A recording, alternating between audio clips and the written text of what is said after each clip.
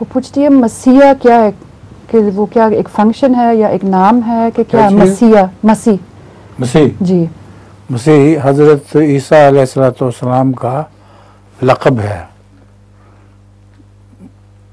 क्यों है इसके मुतालिक आता है, एक तो कुरान करीम में आता है कि फरिश्ते ने हज़रत मरियम को कहा था कि तेरा बेटा होगा और मसीह इब्न मरियम होगा, उसका नाम मसीह इब्न मरियम होगा।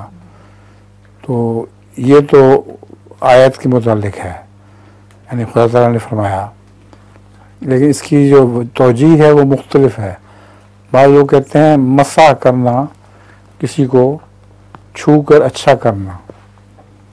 तो हज़रत मसीह मरीज़ों को छूते थे और अच्छा कर देते थे।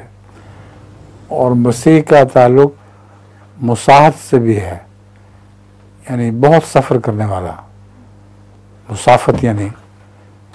तो हज़रत मसीह ने कश्मीर तक सफ़र किया हुआ है। तो इस किस्म की तौजीहात हैं। कश्मीर के मुतालिक हम बात करते थे एक जगह, मैंने सवाल के जवाब में ही बताया कि कश्मीर चले गए थे। तो एक आदमी ने कहा कि कश्मीर तो इतनी दूर है, वो कश्मीर कैसे चले गए? मैंने कहा कश्मीर दूर है कि आसमान दूर है? तुम आसमान तो मानते हो, कश्मीर मुश्किल है तुम्हारे लिए।